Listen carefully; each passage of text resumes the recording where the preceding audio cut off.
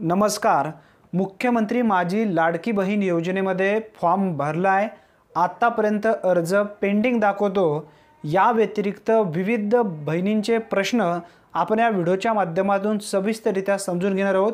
जे काही तुमची शंका असतील ते सर्व शंका या व्हिडिओच्या माध्यमातून तुमचे दूर होणार आहेत। पूर्ण डिटेल्स माहिती आपण या व्हिडिओच्या माध्यमातून समजून घेऊया। तत्पूर्वी चॅनलवरती पहिल्यांदाच आला असाल तर चॅनलला सबस्क्राइब करून बेल नोटिफिकेशनला क्लिक करा। चला तर मग व्हिडिओ सुरू करूया। पहिला प्रश्न समजून घेऊया, तो म्हणजे अर्ज भरण्याची पद्धत। आता अर्ज भरण्याची जी काही पद्धत असेल, दोन पद्धतीने तुम्हाला अर्ज करता येणार आहे। एक तर तुम्ही ऑनलाईन पद्धतीने अर्ज करू शकता। ऑनलाईन पद्धतीने जर अर्ज करायचा असेल तर सध्या नारी शक्ती दूत ॲपच्या माध्यमातून तुम्ही अर्ज करू शकता। आता नारी शक्ती दूत ॲपच्या माध्यमातून अर्ज कशा पद्धतीने करावा या संदर्भातील A to Z माहिती आपल्या चॅनलवरती आपण टाकलेली आहे। ज्यांनी व्हिडिओ पाहिला नसेल त्यांनी एकदा नक्की पाहून घ्या आणि त्याच पद्धतीने तुम्ही अर्ज करू शकता। आता त्यानंतर ज्या लाभार्थ्यांना ऑफलाईन पद्धतीने अर्ज करायचा आहे, ज्यांना ऑनलाईन पद्धतीने अर्ज भरता येत नाही आहे, अशा लाभार्थ्यांनी ऑफलाईनरित्या अर्ज अंगणवाडी किंवा ग्रामपंचायतच्या माध्यमातून तुम्ही करू शकता। आता तो ऑफलाईन अर्ज कशा पद्धतीने भरावा या संदर्भातील व्हिडिओ सुद्धा आपल्या चॅनलवरती आपण पूर्वी घेतलेला असेल। ज्यांनी पाहिलेले नसेल त्यांनी नक्की पाहून घ्या जर तुम्हाला ऑफलाईन अर्ज करायचं असेल तर। त्यानंतर आता तिसरी यामधली जी महत्त्वपूर्ण माहिती आहे ती म्हणजे ऑनलाईन पोर्टलच्या माध्यमातून सुद्धा तुम्हाला आता अर्ज करता येणार आहे। त्यासाठी एक विशिष्ट पोर्टल राज्य सरकारच्या माध्यमातून प्रविष्ट केला जाणार आहे आणि तो पोर्टल आल्यानंतर ऑनलाईन पद्धतीने वेबसाईटवरून कशा पद्धतीने अर्ज करावा या संदर्भातील माहितीचा सुद्धा व्हिडिओ आपल्या चॅनलवरती लवकरच येणार आहे। आता त्यानंतर या ठिकाणी आपण दुसरा प्रश्न जाणून घेऊया। फॉर्म भरलाय, पेंडिंग दाखवतो। मित्रांनो, तुम्ही जर अर्ज केला असेल नारी शक्ती दूत ॲपच्या माध्यमातून, तुमच्या कुटुंबातील महिलांचे असेल किंवा तुम्ही स्वतः महिला असेल, अर्ज जर केला असेल तर अर्ज पेंडिंग दाखवत असेल तर काळजी करण्याची गरज नाही, कारण हा अर्ज आता तुमचा प्रक्रियेसाठी तयार आहे। आता यामध्ये चौकशी होईल। ग्रामस्तरीय जी काही समिती गठीत करण्यात आलेली आहे ती समिती तुमचा पूर्ण काही जो अर्ज केलाय तुम्ही त्या अर्जाची चौकशी होईल। अर्जाची चौकशी झाल्यानंतर तो अर्ज या ठिकाणी मंजुरीसाठी पुढे पाठवला जाईल, म्हणजे तालुका स्तराला पाठवला जाईल। त्यानंतर तुमचं अर्ज मंजूर होईल। अर्ज मंजूर झाल्यानंतर ग्रामपंचायत किंवा अंगणवाडीमध्ये तुमचा अर्ज मंजूर झालाय का किंवा तुमचा अर्ज रिजेक्ट पडलाय हे सुद्धा तुम्हाला ग्रामपंचायत किंवा अंगणवाडीमध्ये जी यादी लावणार आहे त्यामध्ये तुमचं नाव समजून येणार आहे। ही सुद्धा एक महत्त्वपूर्ण माहिती आहे। अनेक लाभार्थी आत्तापर्यंत विचारपूस करत आहेत, अर्ज भरलाय परंतु अर्ज पेंडिंगमध्ये पडलाय।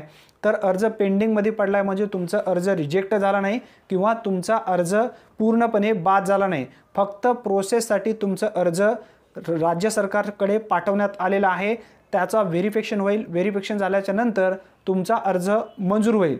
या ठिकाणी आता तिसरा जो प्रश्न येतो, अनेक ठिकाणी अनेक लाभार्थ्यांना वारंवार पडत आहे, तो म्हणजे रेशन कार्ड शिवाय लाभ घेता येते का। आता ध्यानात ठेवा, जर तुमच्याकडे रेशन कार्ड नसेल तर तुम्ही उत्पन्नाचा दाखला लावू शकता। अनेक लाभार्थ्यांचे नवविवाहित जोडपे असतील किंवा ज्यांचे लग्न होऊन 5 वर्ष, 6 वर्ष, 10 वर्ष, 14 वर्षापर्यंत झालेले आहेत, आत्तापर्यंत रेशन कार्डामध्ये त्यांचं नाव आलेलं नाही आहे, मग अशा महिलांनी लाभ घेऊ शकतात का? याचं उत्तर आहे हो। जर तुमचं नाव रेशन कार्डामध्ये नसेल, तुमच्या पतीचं नाव 15 वर्ष होऊन जर रेशन कार्डामध्ये झालेलं असेल तर त्या ठिकाणी तुमच्या पतीचं नाव असलेला रेशन कार्ड तुम्ही उत्पन्नाचा दाखला म्हणून वापरू शकता। या व्यतिरिक्त तुम्ही जे काही डॉक्युमेंट आहेत पतीचे ते डॉक्युमेंटसुद्धा तुम्ही लावू शकता। आता त्यानंतर चौथा प्रश्न या ठिकाणी अनेक लाभार्थ्यांचा येत आहे, तो म्हणजे अर्जाची चौकशी कोणत्या ठिकाणी होते किंवा अर्ज कोणी पात्रतेसाठी पाठवू शकते किंवा पात्र कोण करते। आता बघा, अर्जाची चौकशी करण्यासाठी राज्य सरकारच्या माध्यमातून 12 जुलै 2024 रोजी एक महत्त्वपूर्ण शासन निर्णय घेण्यात आला। या शासन निर्णयामध्ये स्पष्टपणे माहिती देण्यात आली की प्रत्येक ग्रामस्तरीय जी समिती आहे ती गठीत केली जावी।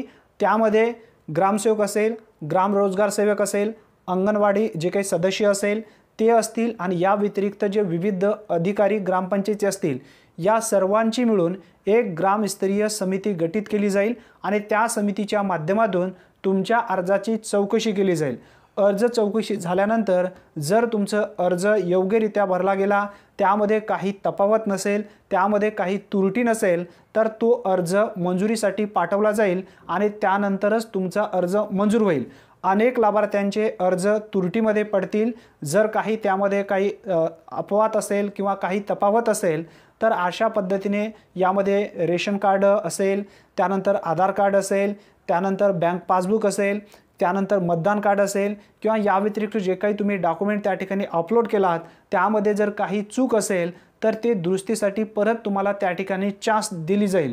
अर्जाची चौकशी तुमच्या ग्रामस्तरीय समितीच्या माध्यमातूनच सर्वप्रथम केली जाणार आहे। आता त्यानंतर जो 5वा प्रश्न आहे तो सुद्धा एक महत्त्वपूर्ण आहे। नक्की व्हिडिओ शेवटपर्यंत पहा, सर्व डाऊट तुमचे क्लिअर होणार आहेत। कागदपत्र अपलोड। आता कागदपत्रे अपलोड करत असताना तुम्ही योग्यरित्या योग्य ठिकाणी कागदपत्रे अपलोड करता आलं पाहिजे आणि केलं पाहिजे। आता जर तुम्हाला अर्ज करत असताना काही अडचणी येत असतील तर तुम्ही बिनधास्त ऑफलाईन पद्धतीने अर्ज भरा। अंगणवाडी असेल किंवा ग्रामपंचायत असेल या ठिकाणी तुम्ही अर्ज करू शकता। विनाकारण चुकीचा अर्ज ऑनलाईन पद्धतीने भरू नका, त्रुटीमध्ये पडेल अशा पद्धतीने। त्यासाठी जर अचूकरित्या तुम्हाला जर माहिती समजली असेल किंवा आपल्या चॅनलवरचा व्हिडिओ तुम्ही पाहिला असेल किंवा इतर कोणत्याही यूट्यूब चॅनलचा व्हिडिओ तुम्ही पाहिला असेल तर योग्यरित्या जर तुम्हाला अर्ज भरता येत असेल तरच ऑनलाईन पद्धतीने अर्ज भरा। आधार कार्डच्या ठिकाणी आधार कार्डच अपलोड करा। त्या ठिकाणी रहिवासीच्या ठिकाणी जे जे डॉक्युमेंट्स त्या ठिकाणी अपलोड करण्यासाठी सांगण्यात आलेले आहेत तेच डॉक्युमेंट तुम्हाला अपलोड करायचे आहेत। त्यानंतर आधार कार्ड योग्यरित्या टाका, त्यानंतर बँक पासबुक असेल, त्यानंतर तुमचं मतदान कार्ड असेल, त्यानंतर रेशन कार्ड असेल, रहिवासी दाखला असेल किंवा या व्यतिरिक्त जन्म प्रमाणपत्र किंवा जन्म दाखला असेल, बँक पासबुक असेल, जे काही डॉक्युमेंट तुमच्याकडे आहेत ते डॉक्युमेंट कशा पद्धतीने कोणकोणते योग्यरित्या अपलोड केलं पाहिजे या संदर्भात सुद्धा आपल्या चॅनलवरती आपण व्हिडिओ पूर्वी घेतलेलं आहे। ज्यांनी पाहिलं नसेल त्यांनी नक्की एकदा पाहून घ्या। आता कागदपत्रे अपलोड करत असताना एकत्र 2 डॉक्युमेंट कसे एकत्र आणायचे आहेत, 1 MB पर्यंत कशा पद्धतीने तुम्हाला डॉक्युमेंट्स अपलोड करायचे आहेत किंवा एकत्र जोडायचे आहेत याबद्दलची सुद्धा माहिती आपल्या चॅनलवरती आपण ऑलरेडी घेतलेली आहे। ज्यांनी पाहिली नसेल त्यांनी नक्की एकदा चॅनलवरती जाऊन पाहून घ्या, कारण लेक लाडकी योजनेमध्ये जे काही लाडकी बहीणचे सर्व व्हिडिओ आहेत ते टाकण्यात आलेले आहेत। स्पेशल प्लेलिस्ट आपल्या चॅनलवरती आहे, त्यामध्ये जाऊन तुम्ही सर्व माहिती पाहू शकता जर तुम्ही पूर्वी पाहिली नसेल तर। आता त्यानंतर 6वा प्रश्न या ठिकाणी येत आहे अनेक लाभार्थ्यांचा, तो म्हणजे पात्र होण्यासाठी कोणती बँक चालेल। म्हणजे DBT अंतर्गत जर पैसे आपल्या खात्यावरती पाहिजे असतील तर तुम्हाला ज्या बँकेत पैसे पाहिजे त्या बँकेला तुमचा आधार कार्ड लिंक असणं आवश्यक आहे। यामध्ये कोणतीही बँक असो, बँक डिस्ट्रिक्ट कोऑपरेटिव्ह बँक असेल ती सुद्धा बँक आता या ठिकाणी ग्राही धरला जाणार आहे। त्यानंतर पोस्ट पेमेंट बँक सुद्धा ग्राह्य धरला जाणार आहे। त्यानंतर स्टेट बँक ऑफ इंडिया असेल, महाराष्ट्र ग्रामीण बँक असेल, बँक ऑफ महाराष्ट्र असेल, बडोदा बँक असेल किंवा जी बँक तुमची असेल त्या बँकेला आधार लिंक असणं आवश्यक आहे। जर आधार लिंक असेल तर बिनधास्त कोणतीही बँक म्हणून तुम्ही वापरू शकता। त्या बँकेमध्ये DBT अंतर्गत कन्फर्म तुमचे पैसे येणार आहेत। तत्पूर्वी जर तुमच्या बँकेला आधार लिंक नसेल तर लवकरात लवकर बँकेला आधार लिंक करून घ्या। आता त्यानंतर 7वा प्रश्न या ठिकाणी अनेक लाभार्थ्यांचा येत आहे, तो म्हणजे अर्ज त्रुटीमध्ये आल्यानंतर काय करायला पाहिजे। जर अर्ज तुमचं त्रुटीमध्ये आलाय, जर एखादा डॉक्युमेंट तुम्ही चुकीचा अपलोड केलाय किंवा फॉर्म भरत असताना काहीतरी चुका झालीत तर अशा वेळी काय करायला पाहिजे, कोणत्या ठिकाणी आम्हाला आमचा अर्ज त्रुटीमध्ये पडलेलं समजेल याबद्दलची माहिती जाणून घ्या। मित्रांनो, तुम्ही जर अर्ज केला असेल किंवा महिला तुम्ही जर असेल, अर्ज करत असताना काही जरी त्रुटीमध्ये पडलेला असेल किंवा तुम्हाला काहीतरी त्या ठिकाणी भरायचं होतं योग्यरित्या परंतु ते चुकून माहिती त्या ठिकाणी भरली गेली आणि अर्ज तो सबमिट झाला, मग अशा वेळी तुमचा अर्ज शक्यतो त्रुटीमध्ये येऊ शकतो। मग त्रुटीमध्ये अर्ज आल्यानंतर तुम्हाला कोणत्या ठिकाणी चौकशी करायची आहे, तुमच्या गावामध्ये जे ग्रामपंचायत ऑफिस असेल किंवा अंगणवाडी असेल त्या ठिकाणी जा। जे लाभार्थी पात्र झालेले आहेत अशा लाभार्थ्याची सुद्धा यादी त्या ठिकाणी तुम्हाला पाहण्यासाठी मिळणार आहे आणि जे लाभार्थी तुरटीमध्ये पडलेले आहेत अशा लाभार्थ्यांची यादी सुद्धा त्या ठिकाणी पाहण्यासाठी मिळणार आहे। जर तुरटीमध्ये पडलेलं असेल तर तुरटी नेमकी कशामुळे आलेली आहे याचे कारण सुद्धा तुम्हाला त्या ठिकाणी समजणार आहे। सध्या तरी ऑनलाईन पद्धतीने तुरटी कशा पद्धतीने येणार आहे, अर्ज अप्रूव्ह झालाय का याबद्दलची माहिती अद्यापही पोर्टल आणि वेबसाईटच्या माध्यमातून सांगण्यात आलेली नाही आहे। जेव्हा ॲपच्या माध्यमातून ही माहिती मिळेल तेव्हा नक्की आपल्या चॅनलवरती आपण व्हिडिओ घेऊया। आता त्यानंतर 8वा प्रश्न आहे तो म्हणजे पात्र आणि KYC कन्फर्म करावी लागते का। आता बघा, जर तुमचा अर्ज मंजूर झालाय, मंजूरमध्ये तुमचा अर्ज आलेला आहे, तुम्ही पात्र झालेला आहात, पात्र झाल्यानंतर तुमच्या अर्जाला तुम्हाला KYC करावी लागते। परंतु कधीपासून ही KYC करायची आहे किंवा अर्ज हे कधीपासून मंजूर होणार आहेत याबद्दलची माहिती अजूनही राज्य सरकारच्या माध्यमातून कन्फर्म करण्यात आलेली नाही आहे।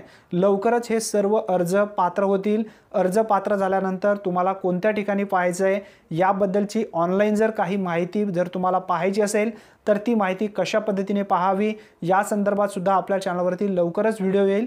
त्यानंतर पात्र झाल्यानंतर तुम्हाला KYC करावी लागणार आहे। KYC कोणत्या ठिकाणी करावी या संदर्भात अजून माहिती देण्यात आली नाही।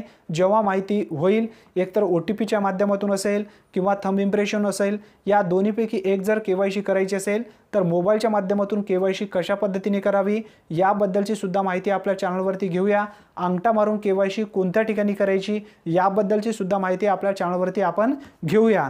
जे काही तुमचे सर्व प्रश्न असतील ते सर्व प्रश्न आपण या व्हिडिओच्या माध्यमातून सोडवलेले असतील।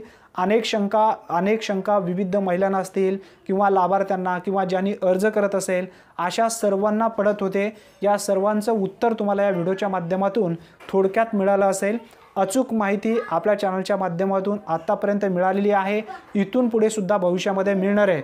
मित्रांनो, आतापर्यंत जर या व्हिडिओला पाहिलं असेल तर नक्की एकदा लाईक करा आणि तुमच्या जास्तीत जास्त मित्रांना नक्की शेअर करा। धन्यवाद मित्रांनो, पुन्हा भेटूया नवीन व्हिडिओमध्ये नवीन माहितीसह। तोपर्यंत जय हिंद, जय महाराष्ट्र।